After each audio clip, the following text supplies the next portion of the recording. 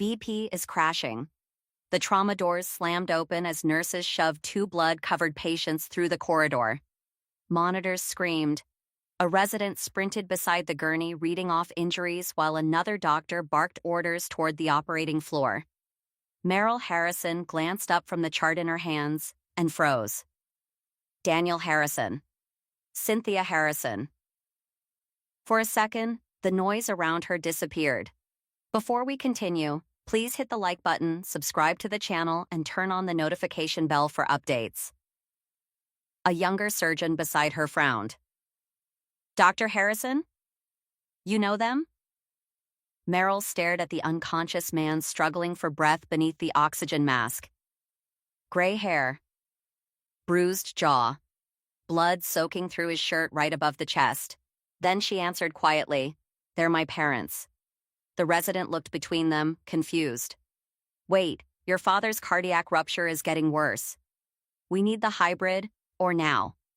Another doctor rushed over holding scans.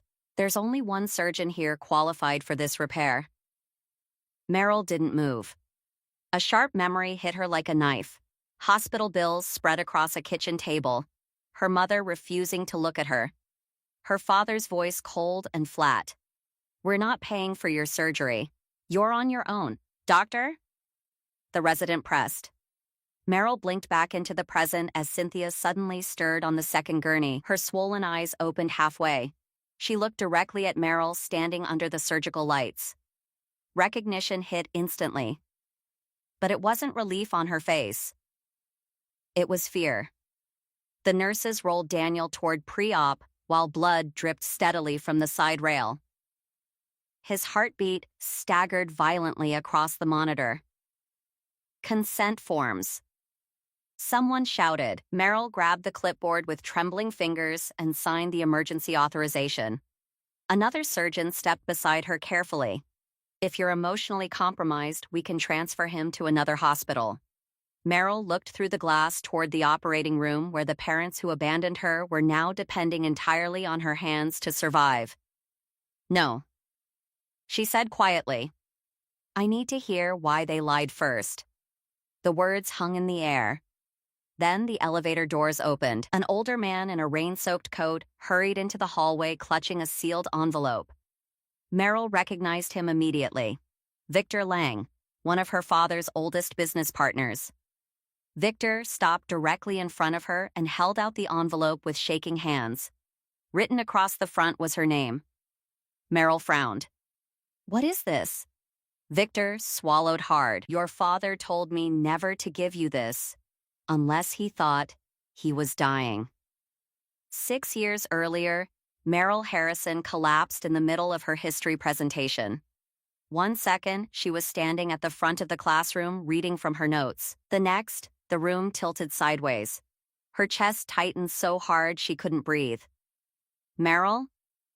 The paper slipped from her hands before she hit the floor. 3 hours later, a cardiologist stood across from the Harrison family inside a sterile consultation room. "The defect has progressed faster than expected," he said carefully. "Without surgery within the next few months, the risk becomes critical." Meryl looked immediately toward her parents.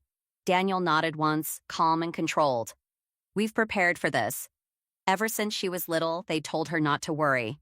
The surgery fund was ready, everything was handled." So when they drove home in silence that night, Meryl assumed they were scared, not uncertain. But over the next few weeks, things changed. Every dinner conversation ended the same way. "We'll talk later, not now." Stop asking about money, her mother barely touched her food anymore. Her father snapped whenever hospital paperwork appeared near him. One night, Meryl passed their bedroom and heard muffled arguing through the door. "We can't throw everything away for one surgery," Daniel hissed. Meryl stopped cold in the hallway. Cynthia answered quietly, "She's our daughter." And what happens when there's nothing left afterward? Meryl backed away before they saw her. At first, she convinced herself they were struggling financially. So she tried fixing it. "I can defer college," she told them the next morning. "I can work more hours at the restaurant." "No," Daniel said immediately. "I'll apply for scholarships." "No." there are payment plans. I said no. The harder she tried, the angrier he became. Then, one afternoon, while dropping invoices off at the restaurant office, Meryl accidentally opened the wrong folder. Inside were luxury renovation blueprints, imported marble bar redesigns, rooftop expansion plans, new investor contracts. Daniel snatched the folder from her hands almost instantly. "That project keeps this family alive," he said sharply. Meryl stared at him. "I thought we didn't have money." "We don't have money to waste." The words stayed with her. Especially 2 days later when her younger brother casually announced over dinner, Dad already paid next year's academy tuition. Silence swallowed the table. Meryl slowly looked up from her plate. Her mother wouldn't meet her eyes. Then, Cynthia finally whispered, "We can't keep destroying our future over your condition." That night, Meryl sat awake filling out emergency financial aid applications alone while chest pain pulsed through her ribs. A week later, after another hospital appointment, she came home early and heard voices from the study. Daniel's voice. "If she survives without surgery, fine. If not, a pause." We move on. The medication bottle slipped from Meryl's hand and shattered across the hardwood floor outside the door. 2 months later, crystal chandeliers glowed above the packed ballroom as waiters carried trays of champagne between tables full of investors and local business leaders. A giant banner stretched across the stage. Harrison Hospitality Expansion Fundraiser. Meryl stood near the entrance struggling to breathe. Her surgery deadline had just been moved up another 6 weeks. But none of the guests knew that. On stage, Daniel smiled into the microphone like a politician. "Our family has sacrificed everything to keep this business alive," he announced as applause filled the room. Family always comes first. Meryl stared at the imported floral arrangements surrounding the stage. The catered seafood tower alone probably cost more than one of her hospital consultations. A middle-aged woman approached her quietly near the drink table. "You're Meryl, right?" she asked gently. "I heard about your condition." Meryl hesitated. "Yeah." The woman lowered her voice. "My husband runs a medical foundation. If your family needs help covering surgery costs, we may be able to. We already explored every option." Daniel appeared beside them instantly, smiling too fast. The donor looked surprised. "Oh, I just thought." "We appreciate the concern," he interrupted smoothly, "but we're handling it privately." Meryl watched the woman walk away. Then she noticed workers wheeling expensive display materials into the ballroom for the restaurant's new rooftop project. A waitress leaned close while refilling water glasses. "Your parents must be celebrating tonight," she whispered. "Contractors got paid in full this morning." Meryl's stomach tightened. Paid in full. She walked behind the event hall and found Cynthia reviewing investor packets near the loading entrance. "You said the business was barely surviving," Meryl said. Cynthia stiffened immediately. "You lied to me. It's complicated." "No, it isn't." Cynthia finally looked at her. "The expansion secures everyone else's future. Everyone else." Meryl understood the sentence instantly. Her life had been weighed against profits, appearances, and expansion plans, and she had lost. "You chose the restaurant over me?" Meryl, her vision suddenly blurred. Pain exploded through her chest. She collapsed hard against a catering table, sending silver trays crashing onto the concrete. Guests screamed inside the ballroom. Several investors rushed outside as Meryl struggled desperately for air on the ground. "Call an ambulance." Someone shouted. Daniel grabbed the investor nearest him first. "Not here," he hissed under his breath. "Don't create a scene right now." A woman nearby stared at him in disbelief. "Your daughter can't breathe." Whispers spread immediately through the crowd. Phones came out. People started looking at the Harrisons differently. By the time Meryl woke later in the hospital, a nurse was standing beside her bed holding paperwork. "I'm sorry," she said softly. "Your emergency grant application was denied weeks ago." Meryl frowned weakly. "Denied? Why?" The required parental authorization forms were never submitted. Her chest went cold. They had the forms? The nurse nodded slowly. A moment later, she handed Meryl her cell phone. There's also a voicemail someone kept calling about. Meryl pressed play. Her father's voice filled the room. Stop making us look like monsters.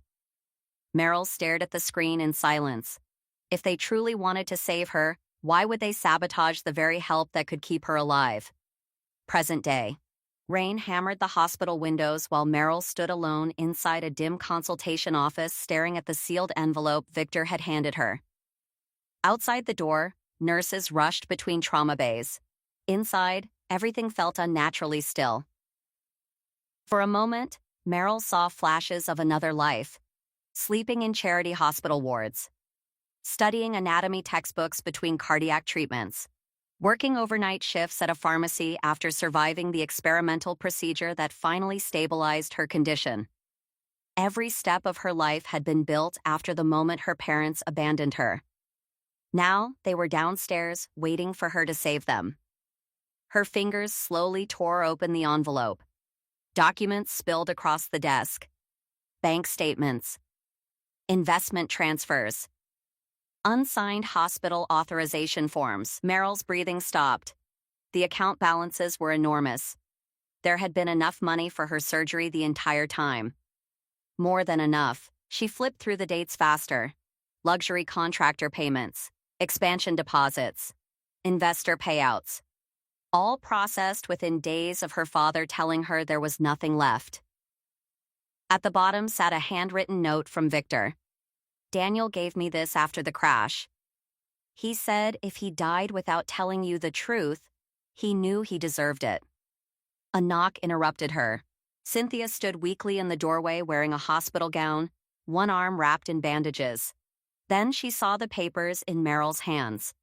Her face drained instantly. Meryl, you had the money. Cynthia's voice shook. Please listen first. You let me believe we were bankrupt. We were protecting the business. Meryl laughed once in disbelief. You were protecting yourselves. Cynthia stepped closer desperately. The loans were risky. Investors were watching everything. If the expansion failed, all of us would have lost everything. All of us? Meryl snapped. You already decided I wasn't included in that. Cynthia started crying. The doctor said your survival odds weren't guaranteed. Meryl stared at her. So you calculated whether I was worth it. Cynthia couldn't answer. Meryl looked back down at the records and found another folder clipped underneath. Medical fundraising accounts. Donation transfers. Collateral agreements. Her hands tightened. You used my fundraiser money? Cynthia closed her eyes. The realization slammed into place all at once. The missing signatures. The blocked grants. The fake financial struggle. Even the fundraiser itself. Her parents hadn't just abandoned her. They had used her illness to protect their empire. Suddenly, the hospital intercom crackled overhead. Dr. Harrison 2 or 3 immediately. A resident burst into the hallway. Daniel's crashing. We're losing pressure fast. At the far end of the corridor, reporters began gathering outside the emergency entrance doors. Some of the old fundraiser guests had recognized the Harrison name after the accident. The scandal was already starting to spread. Inside the EQ room, Daniel convulsed weakly as alarms screamed around him. The surgical team turned toward Meryl. We need a decision now.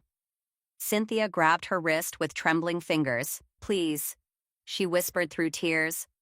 Don't punish him for what we did. Meryl looked down at the evidence in one hand, then at the surgical gloves in the other. A long silence passed. Finally, she turned toward the operating room. Prep the oar, she said. I'm doing the surgery. The operating room fell silent the moment Meryl walked in. Machines beeped steadily while nurses prepared instruments under the harsh white lights. Daniel lay unconscious at the center of the room, his chest marked for incision, his heartbeat weakening by the second. Everyone in the surgical team knew who he was. More importantly, they knew who she was to him. Meryl pulled on her gloves slowly. Scalpel. The surgery began. For the next several hours, nothing existed except blood pressure readings, clamps, sutures, and the damaged vessel threatening to rupture completely. But memories kept forcing their way through the cracks. 16-year-old Meryl sitting alone in overcrowded charity clinics, studying biology textbooks while hooked to monitors, working overnight shifts after recovery because scholarships didn't cover housing, watching classmates build normal lives while she rebuilt hers from survival. And through every stage of it, one thought never left her. Her parents had chosen comfort over her life. Pressure dropping, a nurse warned. Meryl snapped back into focus immediately. Bypass flow up. Now. The room moved instantly at her command. Another complication hit 20 minutes later, then another. But Meryl never stepped back.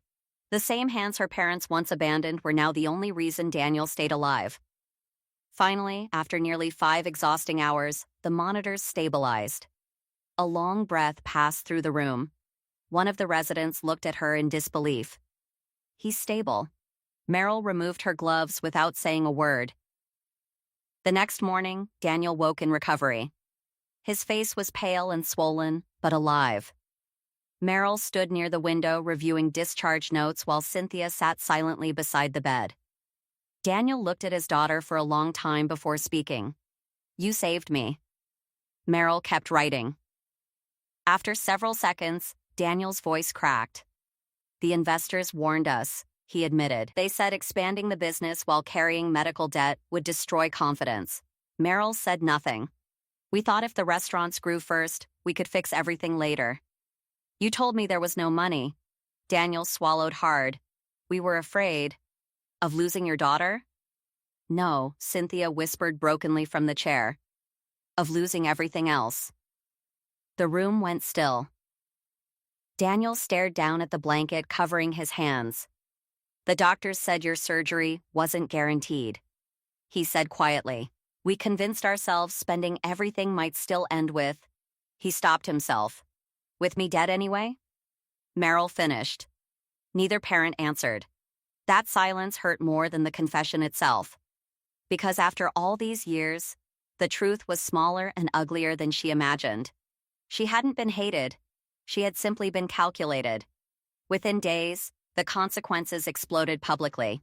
Victor turned over the financial records once investigators discovered charitable medical donations had been redirected into business collateral accounts. News stations replayed footage from the old fundraiser. Former investors pulled out immediately. Fraud investigations opened against the Harrison restaurant chain. Lawsuits followed. The same community that once praised Daniel and Cynthia now condemned them for exploiting their sick daughter while pretending to sacrifice everything for her. Even Meryl's younger brother publicly separated himself from the family after learning his private academy tuition had been paid using diverted fundraising money. The Harrison reputation collapsed almost overnight. A week later, Daniel was finally discharged. Before leaving, he stopped beside Meryl outside the recovery wing. Reporters crowded near the front entrance waiting for statements. Daniel looked exhausted. After everything, he asked quietly, "Why did you save me?" Meryl met his eyes calmly. "Because I'm not like you." Neither parent spoke again. Hospital security escorted them through a side exit to avoid the cameras while Meryl walked back through the main corridor. Doctors nodded respectfully as she passed. Nurses smiled at her. Patients thanked her. For the first time in her life, the Harrison name belonged to her, not them. Months later, Meryl used part of her surgical research grants to establish a nonprofit program helping teenagers denied medical care because of financial abuse or family neglect. One afternoon, her assistant placed a letter on her desk. Return address, Cynthia Harrison. Meryl stared at it for several seconds before placing it unopened into a drawer. Then she stood, picked up her chart, and headed toward another operating room where a teenage patient was waiting for surgery. Her life no longer revolved around the people who abandoned her. And it never would again. The day they left me to die was the last day they ever decided my worth.